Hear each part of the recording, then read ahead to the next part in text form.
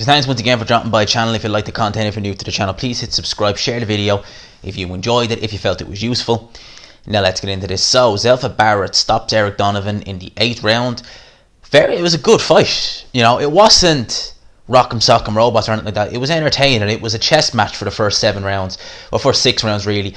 It was entertaining. I mean, I had Eric Donovan winning pretty much the first 6 rounds.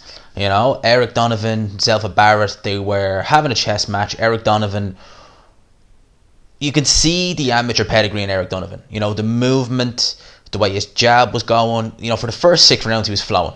Best probably I've ever seen Eric Donovan box. I've seen Eric Donovan box live. That's the best I've ever seen him box.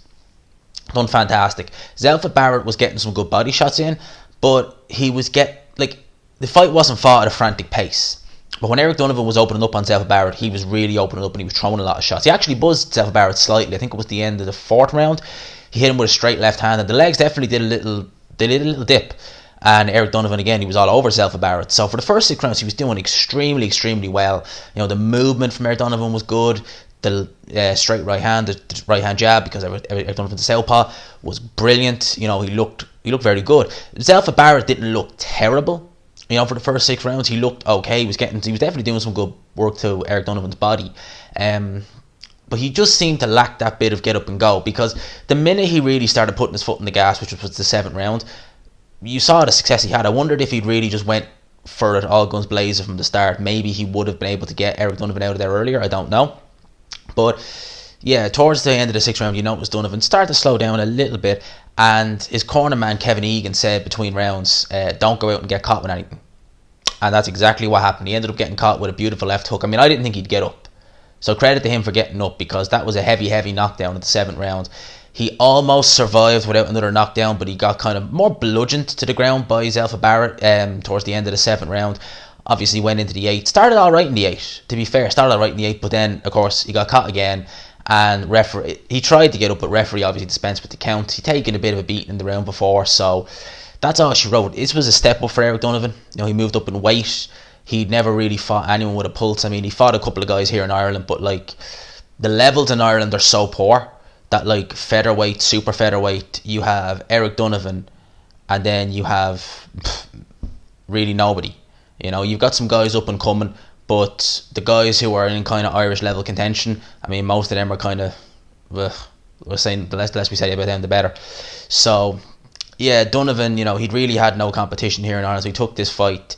I mean, his last fight was against, I think, a journeyman, so it was really just a gamble at all, and the gamble almost paid off. If he could have avoided getting caught and kept boxing at that same rhythm, at that same pace, who knows what would have happened. Who knows? Be interesting what the scorecards were going into the 7th round, because I think Eric Donovan done fantastically well. I think you could have given him every round conceivably, but of course Zelfa Barrett was the bigger man. You could tell he was the puncher in there, and eventually was able to find a shot that put Eric Donovan down. He never really recovered, and that's all she wrote. I would imagine that Eric Donovan's probably going to call it quits here. I would imagine so. With Zelfa Barrett, I don't know. I mean, I never really rated Zelfa Barrett too highly. I remember his loss to Ronnie Clark a couple of years ago. I don't know, British level, probably. I mean, he might snatch a European title or something like that, but I think that's about as far as we're ever going to see Zelfa Barrett go.